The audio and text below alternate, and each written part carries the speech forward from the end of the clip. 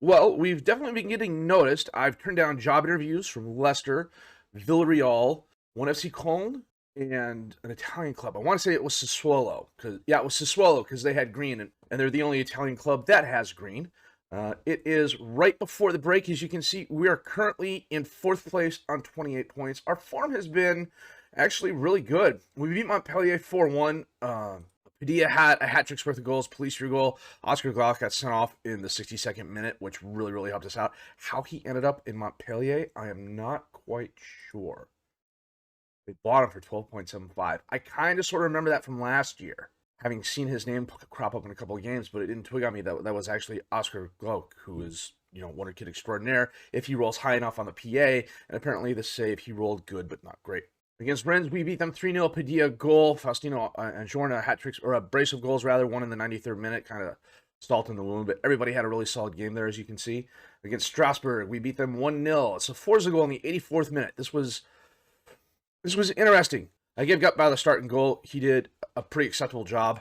Okubi needed a rest. Van Huysen had a solid game. Padilla had a really good game. Sforza came on as substitute, had a really good game, and everyone else was just bang average. And usually those are the sorts of games we don't win. Sort of like the Monaco game, which was a 0-0 draw. Again, some decent performances, no great performances. We really had an opportunity to move up, and Monaco sorry, I'm still fighting a cold here, as you can tell from my voice. It was just, no one could really do anything. We had 9 shots, 5 on target. They had 10 shots, 1 on target. We had a decided possession advantage. We couldn't do anything with it. Our XG was about the same. No one had any really good shots on goal. It was just, part of me says it's the winter blahs, because we are coming up on the winter break. We're playing Brest today, and then we're playing AS Saint-Priest, who are a National 2 club in the French Cup. We have more than a few players who are being looked at. Muzu's wanted for loans. Andre's wanted by a couple of big teams, OM and Celtic. I didn't realize he was out of contract. I will go ahead and release him. Tome's wanted by a few big clubs. Van Huysen is wanted by Marseille.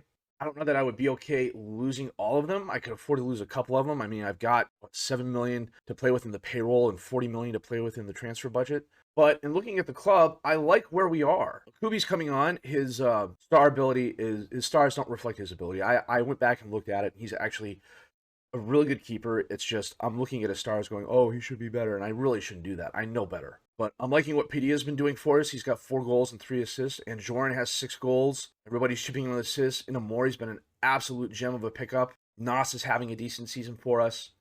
Anybody I bring in, unless they're going to be an upgrade, they would have to be at least a head better than Nas. I probably wouldn't bring them in. And I'm not the type of person who at this point in the save would be willing to spend $40 million on one player unless I knew that player was going to decidedly tip the scales in our favor. And I just don't know that that's going to happen. So against Brest today, we're going to have a Kubian goal, Van Huysen and Altair as the defensive backs, Inamori and Tome as the wing backs, Andres the defensive mid behind Sforza and Nas, and Joran and Palistri as the attacking mids, and Padilla up top as the strikers. First highlight of the game, Sanchez bombs it forward into the crowd, headed down, and Joran.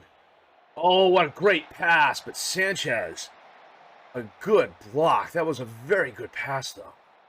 Not a corner kick.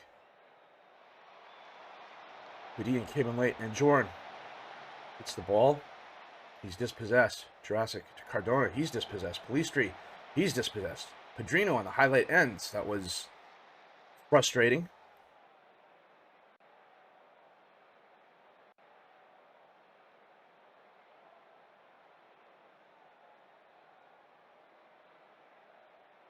Shot some encouragement to the guys here. We've had 3 shots. They've been off target. Coming up to half, that was the one highlight. That extended highlight we just saw, that was the one highlight of the first half. I don't know how I feel about that. I don't like what I saw from this scene. And, of course, now Palistri is slightly disheartened. And this is going to be one of those games, isn't it? First highlight of the second half comes right before the 60-minute mark. Samson gives it away. Padilla gives it away to Pedrino. Melot bombs it forward. Unal. And he misses high and right. Boy, we dodged a bullet there. I'm going to pause and make a couple of subs, I think. Bringing it Chalufian for Polistri. That's right. I'm bringing a defensive center back because I only have 2 really good ones on the squad. That's who I'm looking at bringing in. Bring Nas off and bring on Amugu. We've got a 71% possession rate. We can't do anything with it. Go to the attack here. Hopefully that'll help. Do a football, darn it, to borrow a phrase. 2 highlights in the entire match. And it's a 0-0 draw. That is absolutely disgusting. After what happened last season, I am really focusing, and I could be wrong here. Let me breeze through this real quick. I'm really focusing on finishing top 4. But at the moment, there's 10 teams who could easily push up. PSG is forging ahead, but they're having kind of an off season. The 5 draws are interesting. They've only had the 1 loss, though, to us of all teams. That was early in the season. That was like second week of the season. So, man, a win would have been nice there. Well, the ball is round. Sometimes it just doesn't go your way. So we're going to come back with our French Cup game against Saint-Priest in just a bit. Well, it's going to be a pretty rotated side, with the exception of the defensive center backs, because Van Huysen and Altair are the only 2 I have because my under-19s went on Christmas vacation, and I completely blanked about it. Other than that, was a really quiet week. So we're going to have a Kubi in goal, Altair and Van Huysen as the defensive backs, Carbonic and Friedrichsen as the wing backs, Demir as the defensive mid behind Nas and Amugu, Chalufi and Polistri as the advanced midfielders, and Amadori up top as the strikers. It's a rotated side. For us, it's a very rotated side. And frankly, if it was any other squad except a International 2, 4th tier squad, I'd be a little bit worried. And I'll be honest, I am kind of worried about this here because this is the type of game where we can absolutely get surprised. Caladet, Magot. Caladet sends it in. Kube, a very acrobatic save. Rolls it out to Demir, over to Altair. Altair to Carbonic, Demir to Nas. Nas threads the needle, Amugu, back to Van Huysten, to Demir. To Friedrichsen, up to Polistri. And he absolutely buries it after an interesting first touch sequence there. Van Huysten wins the header. Nas to Demir, out to Amadori, out to Lundahl, who's my Icelandic guy, Friedrichsen, I want to say it is. Van Huysten, Lundahl, Van Huysten, Altair, Demir.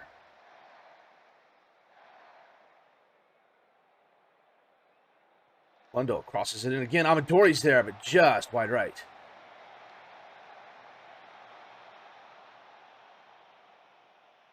"20 minutes in, we've already had more highlights. We've had as many highlights in this game as we had last game.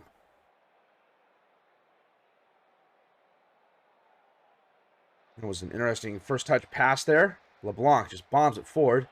Altair to Demir. Out to Carbonic. Back to Altair. Carbonic.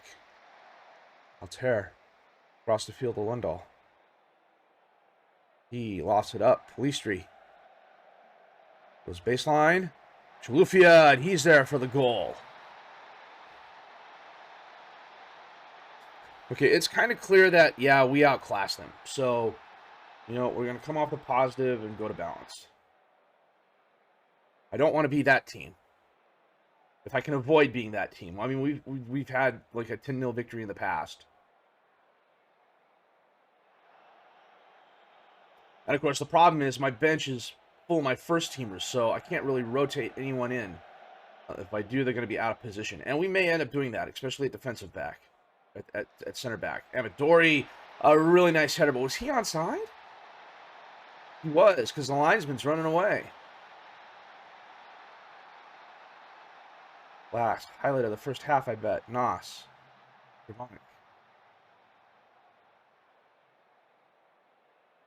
Oh, loses the ball. Really gets it back. Carbonic on a rampage. Oh, Dia makes a nice save. Polistri's there to put it back in. It's a blowout. I'm sorry. I should have been paying attention. I should have realized my under-19s were going on vacation. They pulled some of them back.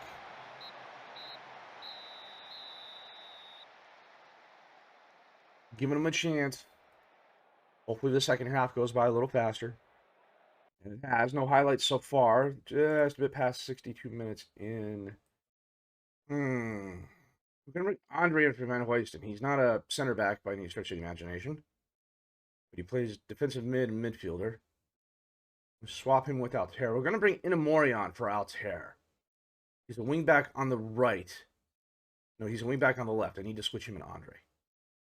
We're going to bring in Joran on for Demir at defensive mid. And frankly, if I wasn't 4-0 up, I wouldn't be making those changes. But I'm okay with this because, yeah, they're good players, but they're out of position, which is a bit of a knock against them. Not as huge a knock as I probably want, though. Polistri. Lundell. There's it in. Amadori has it down. Nas loses it. Georgie loses it. And Joran takes the shot. Dia makes a save. And Omugu gets the rebound and puts it on the side of the net. Yeah, see, they've had more shots and more on target this second half. And probably a lot of that's because the guys playing defense can play defense, they just don't play it well. Lundell, a screamer of a shot from top of the knee. Holy cow. That's probably goal of the season worthy right there. Well, an absolute balking of Sunpriest. And it wasn't their fault. It was mine. I will take full responsibility for that because I should have kept my under-19s and played them. So a not good game against Brest and a really good game that is probably on the wrong side of Sporting. Praise Polistri, as his performance was praiseworthy. It is now the winter break. We are going to be busy. I suspect what I may do, depending on who we play in the 10th, it's going to be the same story as always. Depending on who we play in the 10th round determines whether or not we're going to play that game as a live column. As George sees the mailman or someone. We'll come back for PSG otherwise and see how well the squad does against them. Maybe we can give them their second defeat of the season. We haven't lost a game since Lyon. I'm pretty happy with that. I wish we'd score goals in a few more games. The one against Monaco I can kind of understand. The one against Brest I can't because we were absolutely dominating them.